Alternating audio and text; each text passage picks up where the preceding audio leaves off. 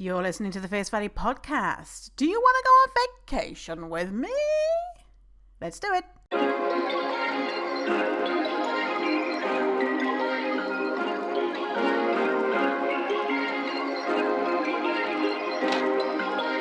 Perfect.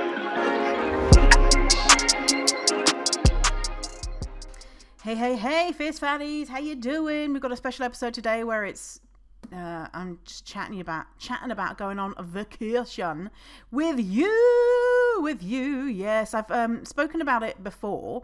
This has been like a long time planning, long time coming, but I'm officially starting the process of organizing a vacation for fatties.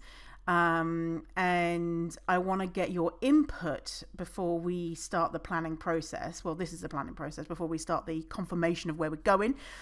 So, I mean, it's really timely because it started raining in Vancouver this week, and I cracked out my jumpers. And so, yeah, I'm ready to go to somewhere hot.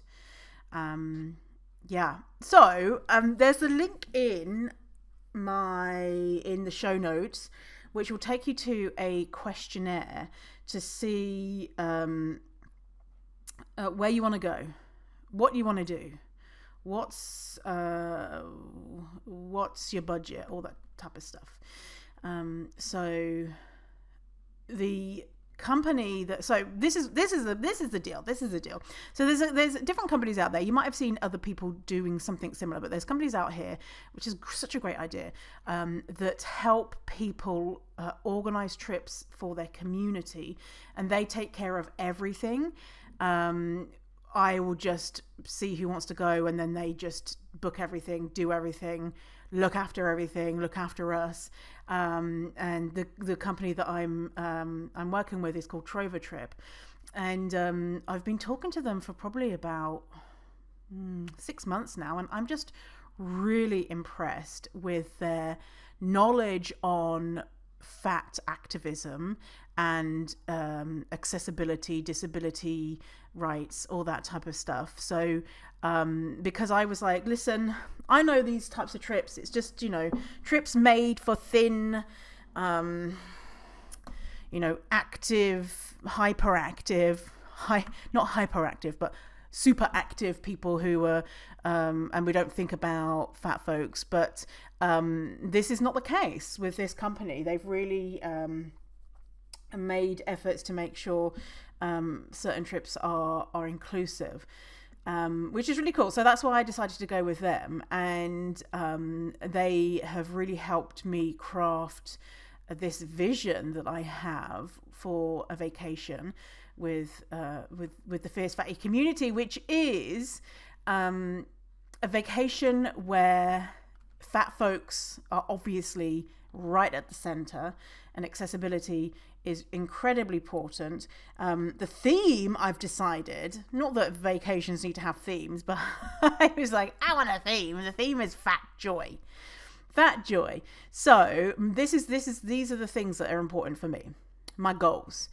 It would be to a location that you can fly to with an airline that has a customer of size policy. And it would be accessible to those with limited mobility or folks with disabilities, as well as non-disabled fatties. There would be COVID protocols in place, and we would be doing activities together that have been vetted in advance to make sure that they are safe and fun for fatties, and we can all do together. So what they do is they have tour guides on site on location, and they will vet the activities to make sure it's good, because sometimes when you go on vacation, you're like, I'm going to go on this thing, and who knows? Like one time when I was in Greece, I went to Greece like 20 years ago. It was this tiny little I don't want to say village, maybe town. It was a really small community. Anyway, and so we went on this horse tour. So it was very it was very like we were driven to this out into the country, and it was a blistering hot day. And this is me and my then boyfriend. We couldn't speak the language, and so we went we went around the area on these 2 horses, and I was like, the horses, they looked like they were like, fuck, we don't want to do this, we're hot, we just want to go and have a nap and eat some hay. Anyway, so we went around, it was fun. I remember they gave me a helmet. The helmet was a child's helmet, and I was like, oh, it doesn't fit. And the guy came along and just hit the top of my helmet on my head, and it was like got stuck onto my head, and he's like, there, it fits now. I was like, okay. Anyway, and then at the end of the tour, and I thought that the horse was straining under my weight. I don't know if that was true or if that was just my insecurity. At the end of it, they were like, okay, thanks. And they left us at this farm. They said, someone will be here to pick you up and take you back to the community. And we waited for ages. So much so that I got, what is it when you're out in the sun and you get too sick? You get sick from it. Heat stroke? And there was no shade. It was a field, right? There was no shade. It was awful. It was terrible. And in the car back, eventually did come pick us up in the car back. I was like, had my head out the window because I was throwing up. Anyway, all that to say that there won't be things like that where it's like, is this going to be good or not? It's going to be good. So there's lots of different things that we can do. So one of the things on one of the tours that I saw that was really fun, like a sunset boat tour with optional snorkeling. And I thought, oh, that's going to be really nice. And I don't want it there to be a million activities every single day. I want it to be kind of like one day we have nothing planned, so you can just chill by the pool, go and explore on your own, spend more time with your new friends, your new fat community, nap, drink liquid, eat food, sleep, well, nap and sleep are the same things, but are they? No, sleep is longer term, nap is shorter term. Yeah, so you can sleep and nap. And then maybe the next day, then we'll go off and do some activity which is inclusive, which is not like, let's go and hike Kilimanjaro. Good luck. So things where everyone's included, right? And I think that's a big thing with fat folks, is that a lot of the times when you want to go and do things like this, you're thinking about the fact that there's going to be loads of straight-sized people who are like going really fast and running up the hills, and you're left behind, or you feel like a burden, or perhaps you're an athlete fatty, and you do like those things, and that's great, but then you go and do something like you want to go snorkeling, and oh, surprise surprise, they only have life vests in size small, or things that are not accessible because no one's thought that fat people exist. And this is my dream of that not being the case, and because the activities are vetted, and we can think about accessibility needs on site. So if we have folks who need access to mobility aids or devices, then we can look to organize that on site, in case you don't want to fly with them. So right now this is a dream for me, but it can become a reality, and I need your help to make it happen. And your help is to fill out that survey, which is in the show notes. And it's going to take 2 minutes to complete. So the survey asks you, where do you want to go? What is your budget? I think it asks you what type of activities you want to go on. It doesn't ask, and I asked them to change this, but they were unable to in time. It doesn't ask you what your accessibility needs are, which is really important for me. And so if you fill out the survey and you want to let me know what is important for you and your accessibility needs, then absolutely please email me and let me know. And you can email me fatty@fiercefatty.com. And so then once we get enough people doing the survey and saying, yes, I want to go, Then we can see what location people have decided that they would like to go to, and then make it official. And then that's when we would open the doors for people to actually go ahead and purchase. And I think they offer payment plans. Correct me if I'm wrong, person who is not even here. But you put like a down payment, and then you've got, you know, the final payments. So I'm excited. What do you think? Do you want to go on vacation with me? Can you imagine going on vacation with so minimum 10 people, maximum 20 people, a group of rad fatties who are there to have fun and be supportive and laugh and go out for dinner with each other and sunbathe and hype each other up. And I'm thinking of doing, you know, we're like Fat Joy.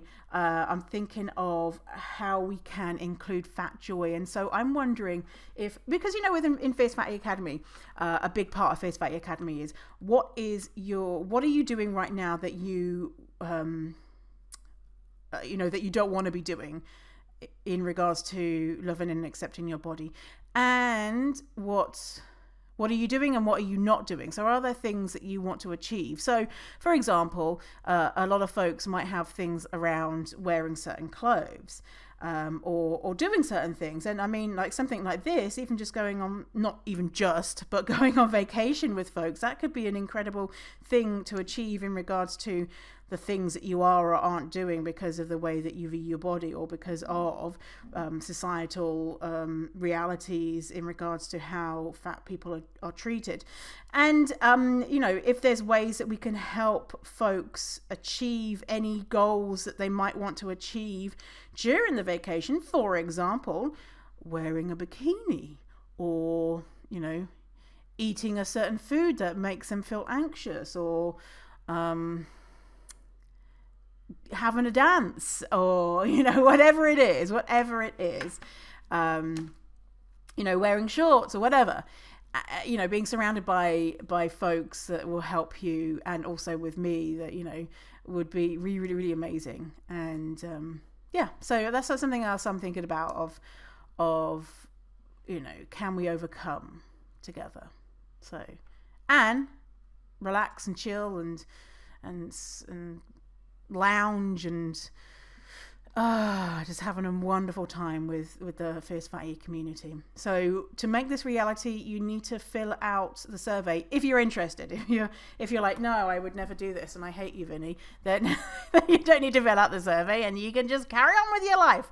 And someone messaged me and said, well, what do I is this just for fat folk? What is fat? Is this just for fat folks? So this is it is a community for fat folks.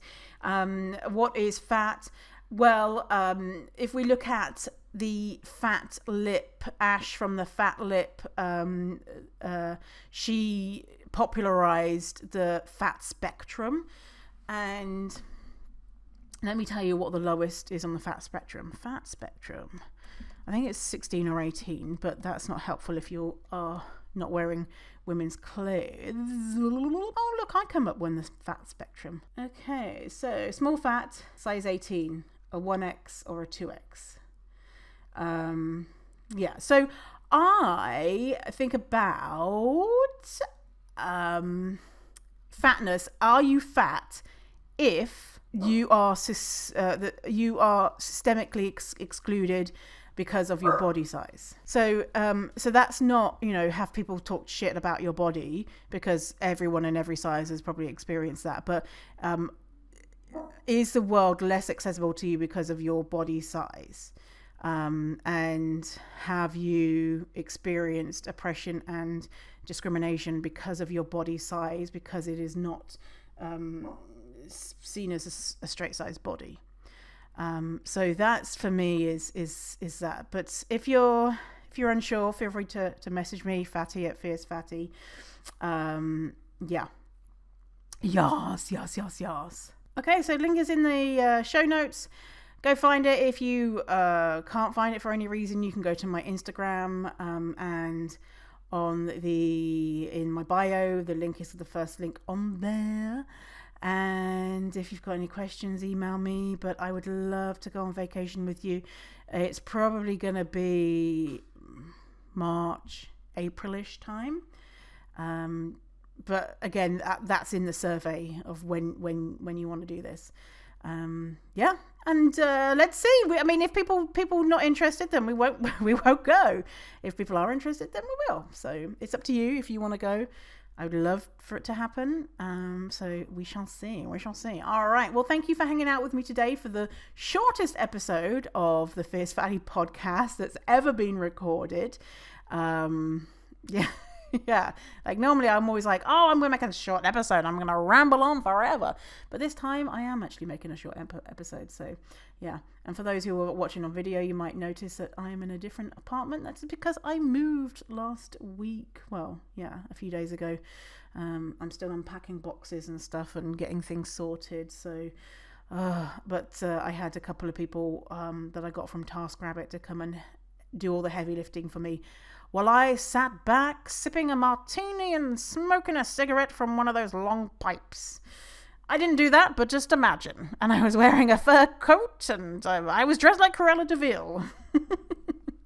I was telling them to hurry up and work. No.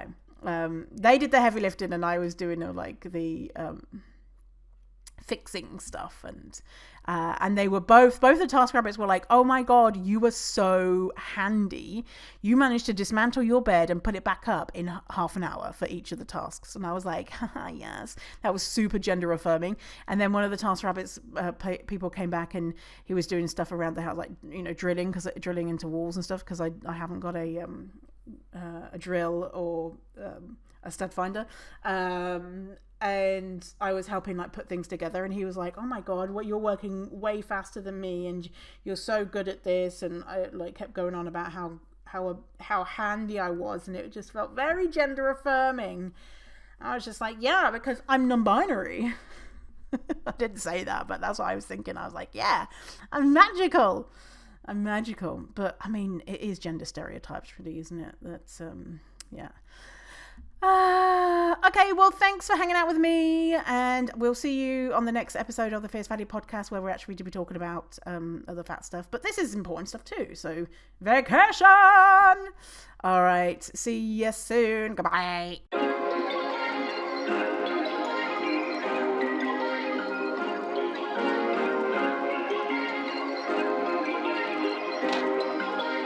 Perfect.